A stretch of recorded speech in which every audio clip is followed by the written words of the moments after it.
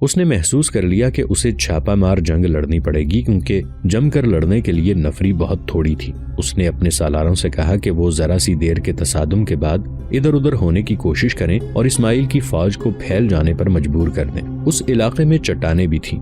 محمود نے ان سے فائدہ اٹھانے کے لیے سالاروں اور کمانداروں کو یہ چال بتا دی تھی کہ وہ دشمن کو اس طرح بکھیریں کہ اس کے جیش اور دستے چٹانوں کے درمیان بھی چلے جائیں اور ان کے درمیان چٹانیں آ جائیں۔ اس نے جنگ کو طول دینے کی ہدایت بھی دی۔ شب خون مارنے کے لیے حالات سازگار نہیں تھے کیونکہ دونوں طرف کی فوجیں دراصل ایک ہی فوج تھی۔ شب خون مارنے کی مہارت رکھتی تھیں اور اسے شب خون سے بچاؤ کے طریقے بھی آتے تھے۔ مثلاً رات کو دونوں طرف کی خیمہ گاہوں کے اندر بھی اور باہر دور دور تک بڑی مشعلیں جلا کر جگہ جگہ رکھتی گئی تھیں۔ اس کے علاوہ تیر انداز گھڑ سوار خیمہ گاہوں کے اندر گھوم پھر رہے تھے۔ محمود غزنوی خیمے سے نکلنے لگا تو اس کی ماں آ گئی۔ محمود دوڑ کر اس کے قدموں میں گر پڑا اور زار و قطار رویا۔ ماں نے اسے اٹھا کر گلے لگا لیا۔ میری عظیم ماں، محمود نے رندھیائی ہوئی آواز میں کہا، میرے باپ کی روح مجھ پر لعنت تو نہیں بھیجے گی؟ یہ پہلی لڑائی ہے جو میں ان کے بغیر لڑ رہا ہوں، اور وہ بھی اپنے بھائی کے خلاف۔ مجھے بخش دو ماں، میں اب بھی تلوار نیام میں ڈال لوں گا، میں نہیں لڑنا چاہتا۔ آنے والی نسلیں کہیں گی کہ سبکتگین کے بیٹے سلطانی کے تخت پر لڑ مر رہے تھے۔ اب کچھ بھی نہ سوچو، ماں نے کہا۔ خون میلے ہو جائیں تو آنکھوں میں بھی میل آ جاتی ہے۔ تمہارے بھائی کے خون میں لالچ اور ہوس کی میل آ گئی ہے۔ اب کچھ نہ سوچو، ذہن سے وہم اور وسوسے نکال دو۔ اب اس فیصلے پر قائم رہو جو ہم کر چکے ہیں۔ میں ساری رات خدا کے حضور سجدے کرتی رہی ہوں۔ جا میرے بیٹے، میں تمہیں خدا کے سپرد کرتی ہوں، میری دعائیں تمہارے ساتھ ہیں۔ وقائع نگاروں کی تحریروں کے مطابق حملے میں پہل اسماعیل نے کی۔ اس نے تعداد کی افراد کے بلبوتے پر یلغار کے انداز سے آمنے سامنے کا حملہ کیا۔ محمود غزنوی کی ہدایت کے مطابق تیر اندازوں نے ہاتھیوں پر تیر برسائے اور ان پر برچیاں بھی پھینکی۔ دشمن کو ہاتھیوں پر بہت بھروسہ تھا، لیکن اس کے سالاروں کو اندازہ نہیں تھا کہ ہاتھی اپنی دہشت، طاقت اور جسامت کے باوجود کچھ کمزوریاں بھی رکھتے ہیں۔ محمود نے اسی لیے ہاتھیوں کو زخمی کرنے کو کہا۔ ان میں سے جو ہاتھی زخمی ہوئے وہ اپنی فوج کے لیے مصیبت بن گئے۔ ان کی چنگاڑ سے گھوڑے بھی بدکنے لگے۔ محمود غزنوی بلندی سے دیکھ رہا تھا۔ اس کے سپاہیوں نے بیشتر ہاتھیوں کو بیکار کر دیا تھا، مگر یہ کافی نہیں تھا۔ اسماعیل کے حملہ آور دستوں نے ہاتھیوں کے نقصان کی پرواہ نہ کی۔ ان کی یلغار بڑی تیز تھی۔ محمود کی ہدایت کے مطابق اس کے دستے جم کر لڑنے کی بجائے ادھر ادھر ہونے لگے، مگر دشمن کا دباؤ اتنا زیادہ تھا کہ محمود کی چال کامیاب ہوتی نظر نہیں آتی تھی۔ وہ اپنے سپاہیوں کو پستہ دیکھ رہا تھا۔ ایک فرانسیسی مورخ ڈی ہیبلوٹ لکھتا ہے کہ محمود غزنوی کو اپنی شکست یقینی نظر آ رہی تھی۔ صاف پتہ چلتا تھا کہ اسے پسپائی بچا سکتی ہے یا کوئی معجزہ۔ اسماعیل نے حکم دے دیا کہ محمود کو زندہ پکڑو۔ دونوں طرف تکبیر کے نعرے گرج رہے تھے اور دونوں طرف ایک ہی جیسے پرچم پھڑپھڑا رہے تھے۔ محمود کے دستوں کے نعرے دبتے جا رہے تھے۔ ان کی یہ چال کہ وہ ادھر ادھر ہو کر دشمن کو بکھیر دیں گے ناکام ہو گئی تھی۔ وہ اب جم کر لڑ رہے تھے۔ مورخوں کے مطابق یہ معرکہ بہت ہی خونریز تھا۔ دونوں فوجیں قہر اور غضب سے لڑ رہی تھیں، مگر محمود غزنوی کے دستوں کا بہت جلدی ختم ہونا یقینی تھا۔ اپنے ان دستوں کو بچانے کے لیے محمود نے دشمن کے دونوں پہلوؤں پر حملہ کرا دیا، لیکن اس انداز سے کہ دستے حملے کر کے دائیں اور بائیں کو نکلنے کی کوشش کریں۔ یہ چال اس لحاظ سے کامیاب رہی کہ اسماعیل کی فوج پہلوؤں کی طرف پھیلنے لگی۔ محمود کے دستوں نے یہی طریقہ اختیار کر لیا کہ وہ گھوم پھر کر حملہ کرتے اور پہلوؤں کی طرف نکل جاتے۔ محمود نے اپنے ان دستوں کے لیے جو آمنے سامنے کے تصادم میں الجھ گئے تھے یہ حکم دیا کہ وہ پیچھے ہٹنے کی کوشش کریں۔ اس کوشش میں ان کا نقصان ہوا تھا، لیکن جو عسکری نکل سکے وہ نکل آئے۔ سورج غروب ہونے میں تھوڑی سی دیر باقی تھی۔ محمود غزنوی نے پہلے تو سوچا کہ وہ جنگ کو طول دے گا، لیکن اس نے دیکھا کہ اسماعیل کی فوج اس کی مرضی کے مطابق بکھر رہی ہے، تو اس نے شام سے پہلے معرکے کا فیصلہ کر دینے کا تہیہ کر لیا۔ اسے دشمن فوج کے قلب میں اسماعیل کا پرچم دکھائی دے رہا تھا۔ اس نے تیر اندازوں کو میدان جنگ کے ارد گرد کی چٹانوں پر بھیج دیا اور اپنے محفوظہ کو حملے کی تیاری کا حکم دے دیا۔ جنگی امور کو سمجھنے والوں کی نظر میں یہ خودکش اقدام تھا۔ محمود غزنوی نے اپنی جان اور فوج کا باقی حصہ داؤ پر لگا دیا۔ یہ تازہ دم محفوظہ تھا۔ محمود نے دشمن کے قلب پر برق رفتار حملے کا حکم دیا اور اس حملے کی قیادت خود کی۔ ان دستوں میں زیادہ تر سوار تھے۔ محمود نے اپنے تیر انداز دستوں کو یہ ہدایت دی تھی کہ دشمن اگر بکھر کر چٹانوں کے قریب جائے تو وہ تیر برسائیں۔ محمود غزنوی کے اس حملے کی ترتیب تیر جیسی ہی تھی۔ اسماعیل کے قلب کے دستے دن بھر کی لڑائی کے تھکے ہوئے تھے۔ محمود کا محفوظہ تازہ دم تھا۔ محمود کے کہنے پر محفوظہ یہ نعرہ لگاتا جا رہا تھا، بت پرستوں کے دوستوں کو کچل دو۔ کچھ تو محمود کا حملہ غیر متوقع تھا اور کچھ اس نعرے کا اثر تھا کہ اسماعیل کی صفوں میں بددلی پیدا ہونے لگی۔ محمود کے کمانداروں نے ایک اور نعرہ لگانا شروع کر دیا، اللہ کے سپاہی تنخواہ کے لیے نہیں لڑا کرتے۔ اسماعیل کے سالاروں نے قلب کو بچانے کے لیے پہلوؤں سے کمک لینے کی کوشش کی تاکہ محمود کے محفوظہ کو گھیرے میں لیا جا سکے، مگر محمود کے پہلوؤں والے دستے نے ضرب لگاؤ اور بھاگو کے انداز کے چھاپا مار حملوں سے دشمن کے پہلوؤں کو ایسا الجھایا کہ وہاں سے کمک نہ جا سکی۔ محمود غزنوی کا قہر ایک تاریخی حقیقت ہے۔ متعدد مورخوں نے لکھا ہے کہ وہ جب دشمن پر سامنے سے حملہ کیا کرتا تھا تو اس میں اتنا قہر ہوتا تھا جو دشمن پر دہشت طاری کر دیا کرتا تھا۔ اسماعیل کے قلب پر حملے میں محمود کا قہر اس کے اپنے قابو میں نہیں آ رہا تھا۔ مارکا یہ بھی شدید اور خونریز تھا۔ محمود کی نظر اسماعیل کے جھنڈے پر تھی۔ یہ جھنڈا غائب ہو گیا، اس کا مطلب یہ تھا کہ اسماعیل زخمی ہو گیا ہے یا مارا گیا ہے۔ جھنڈا فوجوں کے جذبے کو قائم رکھا کرتا تھا۔ جھنڈا غائب ہو گیا تو اسماعیل کی فوج کے پاؤں اکھڑنے لگے۔ محمود کے کہنے پر اس کے سپاہی اعلان کرنے لگے، بت پرستوں کے بھائیوں، تمہارا پرچم گر پڑا ہے۔ ابھی سورج غروب نہیں ہوا تھا کہ مارکے کا پانسا پلٹ گیا۔ اسماعیل کی فوج کی مرکزیت ختم ہو چکی تھی۔ دستوں کو جس طرح تقسیم کیا گیا تھا وہ ترتیب گڈمڈ ہو گئی۔ ان میں سے سپاہی اور کماندار چٹانوں کے درمیان پناہ ڈھونڈنے لگے۔ چٹانوں کے اوپر محمود غزنوی نے اپنے تیر انداز پھیلا رکھے تھے۔ ان کے تیروں نے دشمن کے لیے کوئی پناہ نہ چھوڑی۔ سب سے پہلے قلب کے ایک سالار نے ہتھیار ڈالے۔ محمود غزنوی نے کئی ایک گھڑ سواروں کو حکم دیا کہ وہ تمام میدان جنگ میں گھوم جائیں اور اعلان کریں کہ سلطان محمود نے حکم دیا ہے کہ اسماعیل کے کسی بھی فوجی کو ہلاک نہ کیا جائے۔ جو کوئی ہتھیار ڈالنے سے انکار کرے اسے زندہ پکڑا جائے، اگر وہ مزاحمت کرے تو اسے زخمی کر کے پکڑا جائے۔ اس اعلان سے اسماعیل کے سپاہیوں کے حوصلے بالکل ہی ٹوٹ گئے۔ قلب کے جس سالار نے سب سے پہلے ہتھیار ڈالے تھے اس سے محمود غزنوی نے اسماعیل کے متعلق پوچھا۔ وہ مرا بھی نہیں، زخمی بھی نہیں ہوا، سالار نے جواب دیا۔ وہ حملے کی شدت سے ایسا گھبرایا کہ کوئی حکم یا اطلاع دیے بغیر بھاگ گیا۔ اس نے وہ سمت بتائی جس طرف وہ گیا تھا۔ محمود غزنوی نے ایک جیش تیار کر کے حکم دیا کہ اسماعیل کو تلاش کریں اور اس کے ہاتھ باندھ کر اخلاقی مجرموں کی طرح پیش کریں۔ سورج غروب ہونے تک خانہ جنگی کا یہ انتہائی خونریز معرکہ ختم ہو چکا تھا۔ اسماعیل کے عسکری ٹولیوں میں بیٹھ گئے تھے۔ محمود کے سپاہی ان پر پہرا دے رہے تھے۔ بڑی ہی بھیانک آوازیں سنائی دے رہی تھیں۔ زخمی کراہ رہے تھے، بعض چیخ رہے تھے، زخمی ہاتھی چنگھاڑ رہے تھے، زخمی گھوڑوں کی آوازیں بڑی ڈراؤنی تھیں۔ رات گہری ہوتی جا رہی تھی۔ مارکے کے بعد کی آوازیں اور زیادہ بلند اور ڈراؤنی ہوتی جا رہی تھیں۔ محمود غزنوی پہلے ہی حکم دے چکا تھا کہ دونوں طرف کے زخمیوں کو اٹھا کر ان کی مرہم پٹی کی جائے۔ زخمی اٹھائے جا رہے تھے، سینکڑوں مشلوں کے شعلے گھوم پھر رہے تھے اور محمود غزنوی گھوڑے سے اتر کر لاشوں کے درمیان ٹہل رہا تھا۔ اسے ایک نسوانی پکار سنائی دی، محمود، محمود۔ وہ اس آواز کو پہچانتا تھا۔ وہ اس آواز کی طرف دوڑ پڑا۔ یہ اس کی ماں کی آواز تھی۔ مشلوں کے گھومتے پھرتے شعلوں میں اسے اپنی ماں لاشوں سے پھلانگتی اپنی طرف آتی دکھائی دی۔ محمود نے اس کے قریب جا کر اس کے پاؤں پکڑ لیے۔ ماں نے اسے اٹھا کر اس کا سر اور منہ چوما۔ دونوں پر اتنی رقت طاری تھی کہ وہ بول نہ سکے۔ محمود نے ماں کو رخصت کر دیا۔ محمود کا وہاں کوئی کام نہیں تھا، لیکن وہ میدان جنگ سے جانا نہیں چاہتا تھا۔ اس پر جذبات کا ایسا غلبہ تھا کہ وہ کسی لاش کے پاس رک جاتا۔ کوئی مشل بردار قریب سے گزرتا تو محمود اسے روک لیتا۔ مشل کی روشنی میں لاش کے چہرے کو غور سے دیکھتا اور آگے چل پڑتا۔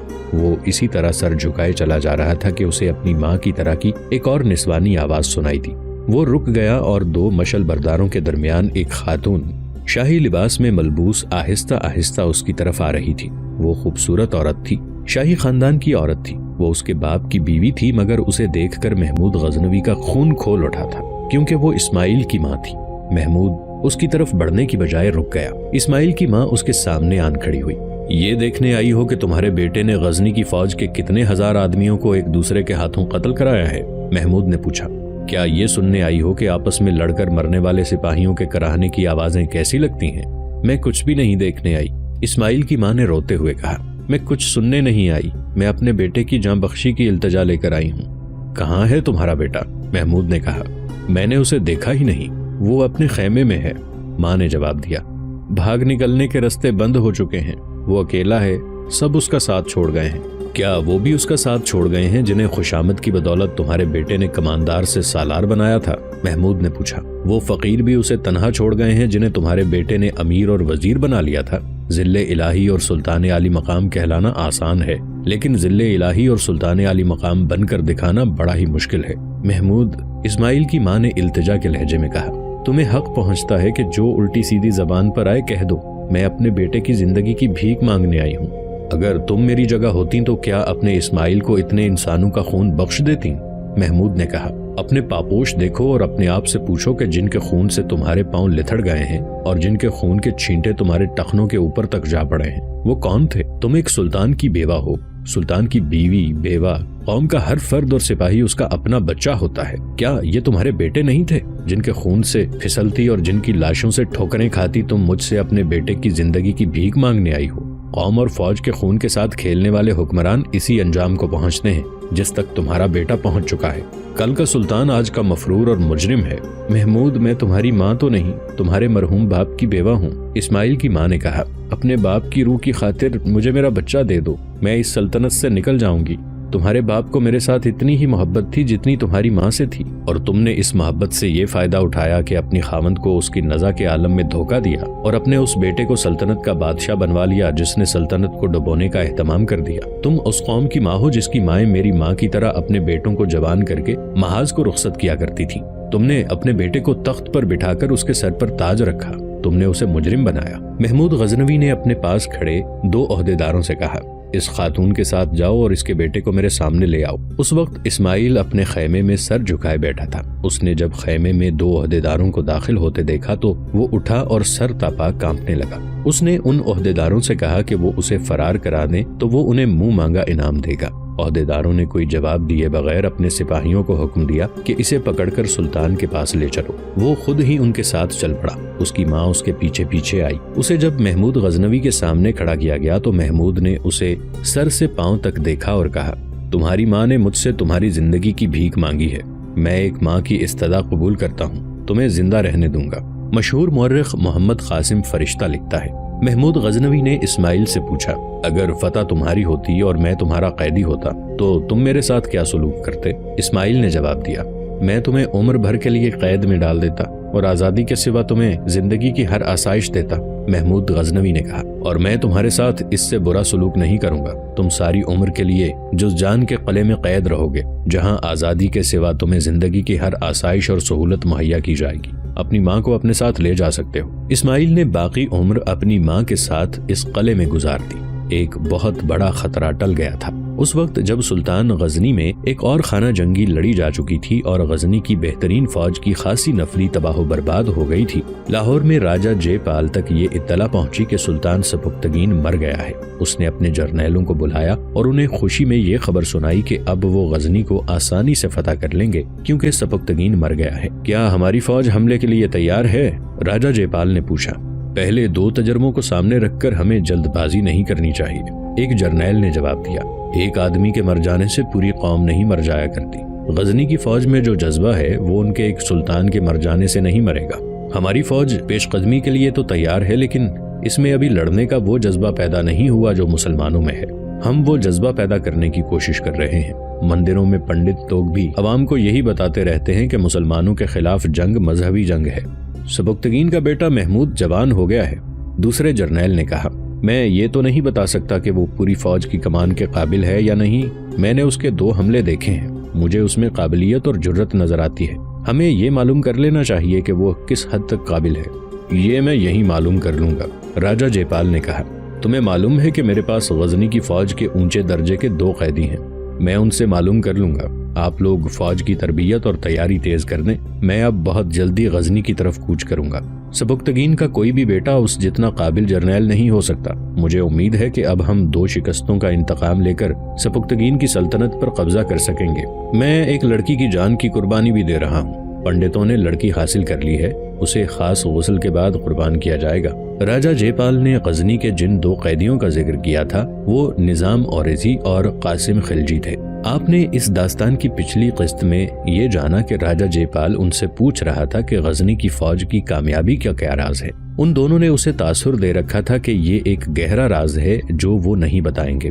राजा जयपाल ने उन्हें राजमहल के साथ एक कमरा दे रखा था जहां एक मुसलमान मुलाजिम उन्हें खाना खिलाता था। ये मुसलमान गजनी का जासूस था। वो खूबरू और ज़हनी और जिस्मानी लिहाज से तेज तर्रार था। उस कमरे के इर्द गिर्द पहरा था। राजा जयपाल को दूसरी शिकस्त ने दीवाना बना रखा था। वो गजनी पर एक और हमले के लिए फौज की नई भर्ती और तैयारी में इतना मसरूफ था कि गजनी के इन दो कैदियों की तरफ तवज्जो न दे सका। ये मुसलमान मुलाजिम जिसका नाम बलाजरी था उन्हें कह रहा था कि वो राजा को कोई झूठ मूठ का राज बता दे, वरना वो उन्हें कैद खाने में डालकर बड़ी ही भयानक अजियतें देगा। बलाजरी का मकसद ये था कि ये दोनों राजा पर अपना एतमाद पैदा कर लें तो उनके फरार की सूरत पैदा हो सकती है। राजा को एतमाद में लेने से ये भी फायदा उठाया जा सकता था कि उससे ये मालूम कर लिया जाता कि वो कब तक गजनी पर हमला कर रहा है और अब किस तरफ से हमला करेगा। पिशावर के अलावा कोई और रास्ता भी हो सकता था।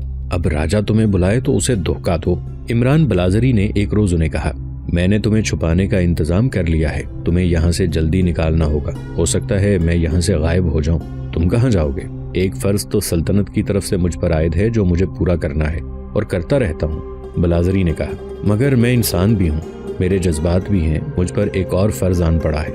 मैं तुम दोनों से कुछ छुपाऊंगा नहीं, हमें एक दूसरे की मदद करनी है। पंडितों ने राजा जयपाल को बताया था कि वो एक कमारी लड़की की कुर्बानी दे तो उसे फतह होगी। ये कौम वहशी है और बर्बरियत पसंद किसी औरत का खामिद मर जाए तो इसकी बेवा को उसकी लाश के साथ जिंदा जला देते हैं। ये लोग इंसानी कुर्बानी से भी गुरेज नहीं करते।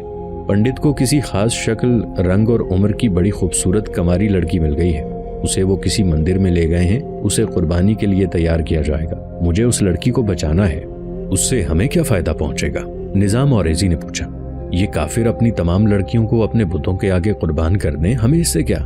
ये लड़की मुझे इस कदर चाहती है कि मेरे साथ चलने को तैयार थी। इमरान बलाजरी ने कहा, वो इस्लाम कबूल करने का भी फैसला कर चुकी थी। मैं उसे कभी का ले जाता, लेकिन जासूस की हैसियत से मेरा फर्ज मुझे यहाँ से निकलने नहीं दे रहा।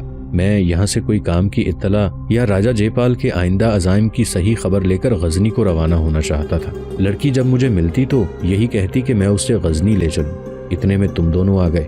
ये भी मेरे फजाइज में शामिल है कि तुम्हें यहाँ से फरार कराऊं। मैं लड़की को साथ लेकर तुम्हारे साथ निकल जाने का इरादा किए हुए था। एक रोज लड़की मंदिर में गई और वापस न आई। मुझे पता चल गया कि पंडितों ने उसे कुर्बानी के लिए मुंतखब किया है। मुझे ये भी मालूम हो गया है कि कुर्बानी देने में भी अभी बहुत दिन है। मुझे मुजरिम कह लो, जो जी में आए कह लो, लेकिन मैं डरता हूँ कि मोहब्बत फर्ज पर गालिब आ जाएगी। तुम राजा को एतमाद में लो और यहाँ से निकलो। मैं तुम्हें कुछ दिन छुपाए रखूंगा, फिर लाहौर से निकाल लूंगा। तुम हमसे जल्दी फारिग हो जाना चाहते हो? कासिम बल्ख ने कहा। हाँ, बलाजरी ने जवाब दिया, बहुत जल्दी। मुझे रातों को नींद नहीं आती। उससे एक दो रोज बाद उन्हें राजा जयपाल ने बुला लिया। क्या तुम मेरे सवाल का जवाब देने के लिए तैयार हो? राजा ने कहा, मुझे उम्मीद है कि तुम अपने आप पर रहम करोगे। हाँ महाराज। निजाम औरेजी ने कहा, आपने हमारे साथ जो अच्छा सलूक किया है, इसके एवज हम आपको हर सवाल का जवाब देंगे।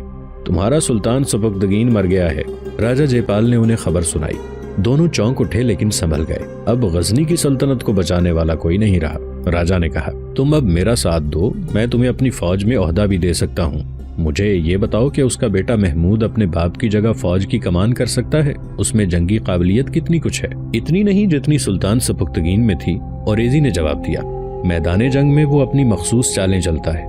अगर आपको ये चालें बता दी जाएं तो आप उसे आसानी से शिकस्त दे सकते हैं। आपको दूसरी शिकस्त महमूद की चालों ने ही दी है। उन दोनों ने राजा जयपाल को महमूद की चालें बताना शुरू कर दी। इनका हकीकत के साथ कोई ताल्लुक नहीं था। राजा ने अपने जर्नैलों को बुला लिया और औरेजी और बल्खी उन्हें चालें समझाने लगे। हम आपको अमली तौर पर भी ये चालें समझाएंगे, कासिम बल्खी ने कहा, लेकिन हम कैदी बनकर आपको इन चालों की अमली शक्ल नहीं बताएंगे। राजा जयपाल ने उसी वक्त हुक्म दिया कि उनके कमरे से पहरा हटा दिया जाए। पहरा हटा दिया गया। रात आई और गुजर गई। अगले रोज इमरान बलाजरी उनके लिए खाना लेकर कमरे में बैठ गया। बहुत देर गुजर गई। राजमहल से औरेजी और बल्खी का बुलावा आया। बलाजरी ने कासिद को बताया कि वो सुबह से खाना लेकर बैठा है। वो दोनों कमरे में नहीं थे। वो रात को ही निकल गए थे और बलाजरी उन्हें एक घर में छुपा आया था। عمران بلازری پر کسی نے شک نہ کیا کہ غزنی کے دونوں قیدیوں کو یعنی نظام اوریزی اور قاسم بلخی کو اس نے راج محل سے فرار کرایا ہے۔ اس نے یہ فرض تو ادا کر دیا تھا مگر اسے ابھی ایک اور فرار کرانا تھا۔ یہ وہ ہندو لڑکی تھی جو اس کی محبت کی خاطر اپنا مذہب، اپنا گھر اور اپنا ملک چھوڑنے کو تیار تھی، مگر اسے پنڈت انسانی قربانی کے لیے لے گئے تھے۔ بلازری خوش وضع، خوش لباس اور خوش گفتار جوان تھا۔ ہر ڈھنگ کھیلنا اور ہر بھیس بدلنا جانتا تھا۔ اس کی زبان میں جادو کا اثر تھا۔ وہ ان مردوں میں سے تھا جس کے قد و حال میں ڈیل ڈول اور سراپا میں ایسی کشش ہوتی ہے جو جن سے مخالف کو کچھ دیر رک کر دیکھنے پر مجبور کر دیتی ہے۔ عمران بلازری شہزادہ نہیں تھا، راج محل کا ملازم تھا۔